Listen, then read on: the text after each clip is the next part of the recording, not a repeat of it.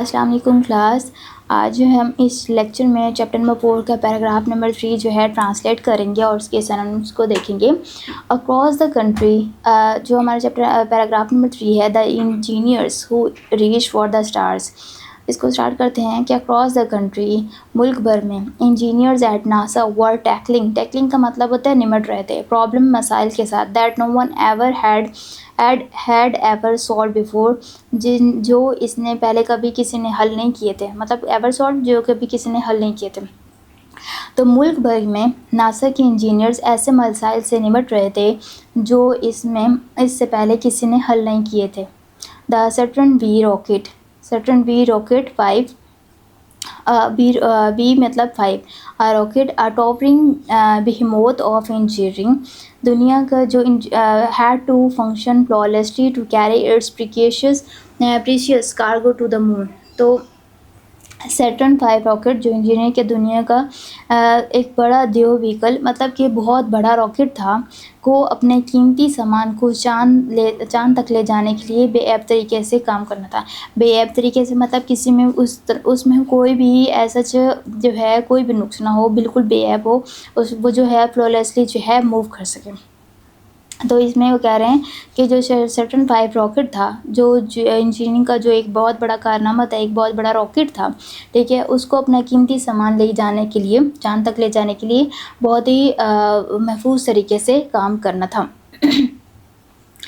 اچھا، اس کے بعد ہے دا انجینئرز رین کاؤنٹلیس ٹیسٹ. انجینئر نے ان گنت جو ہے تعداد میں کاؤنٹلیس ٹیسٹ جانچ پڑتال کی، اسٹیمولیشنز اینڈ کیلکولیشنز، تجرباتی نکالی یا تجرباتی جو ہے انہوں نے جو ہے کام کیے، اینڈ کیلکولیشن اور حساب کتاب کیے. ریفائننگ دیئر ڈیزائنز، ریفائننگ کا مطلب ہوتا ہے جیسے دوبارہ سے بہتر بنانا. دیئر ڈیزائنز، اپنے ڈیزائنز کو again and again, bar bar.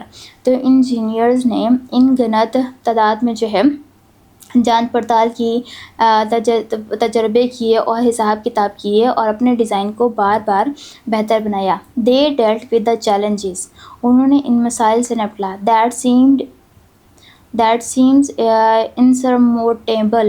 How to keep the rocket stable, how to navigate through the space with the precision and how to bring the astronauts home safely. انہوں نے ان مسائل سے نپٹا جو ناقابل تسخیر لگ رہے تھے، مطلب ایسے چیلنجز جن کو، یا ایسے چیلنج جن کا لگتا تھا کہ یہ کبھی حل نہیں ہوں گے، یہ کبھی ہو ہی نہیں سکتے. Rocket, how to keep the rocket stable, rocket کو ایک کیسے مستحکم رکھا جائے، کیسے اسٹیبل رکھا جائے، کیسے بیلنس رکھا جائے، راکٹ کو کیسے مستحکم رکھا جائے. How to navigate through the space with the precision, خلا میں درستگی کے ساتھ کیسے سفر کیا جائے. And how to bring the astronauts home safely, اور خلا بازوں کو بحفاظت کیسے گھر لایا جائے. مطلب کہ ان کا یہ چیلنج تھا کہ جو اسٹروناٹس جا رہے ہیں ایک تو وہ سیفلی جائیں، سیکنڈلی ان کا یہ بھی مقصد تھا کہ جو ہے وہ جو خلا میں سفر کریں گے وہ سیفلی ہو، ان میں اس راکٹ میں کوئی جو ہے بے عیب طریقے سے کوئی بھی ایسا جو ہے ڈیزاسٹر یا کوئی افیکٹ نہ ہو، اور اسی طرح سے جو خلا باز ہیں وہ بھی جو ہے سیفلی جو ہے جائیں اور پھر وہ دوبارہ سے واپس بھی آئیں. تو ان کا یہ بہت بڑا ایک چیلنج تھا. These engineers know that the success of the mission depended on their collective efforts. In engineers کو معلوم تھا کہ منصوبے کی کامیابی، مطلب کلیکٹیو ایفرٹس کیا ہوتا ہے کہ جب مل جل کے کام کیا جائے یا اجتماعی کوششوں پر منحصر ہے. ڈپینڈنٹ مین منحصر ہے. اینڈ دے ورک ٹائرلیسلی، اور انہوں نے انت تک محنت کی. Often late into the night, اکثر رات دیر تک. driven by the belief that they were the part of something bigger than themselves. یہ یا اس یقین کے ساتھ وہ اس چیز کا ایک حصہ ہیں جو ان کی ذات سے بہت بڑی ہے. مطلب کہ وہ اتنی محنت کر رہے تھے کہ انہیں لگا تھا یہ ان کی جو جس مشن پہ وہ کام کریں وہ ان سے بھی زیادہ بڑا ہے. تو یہ ہمارے پاس پیراگراف نمبر 3 ہے. تو اس کو دوبارہ سے کر لیتے ہیں کہ ملک بھر میں ناسا کے انجینئرز ایسے مسائل سے نمٹ رہے تھے جو اس سے پہلے کسی نے حل نہیں کیے تھے.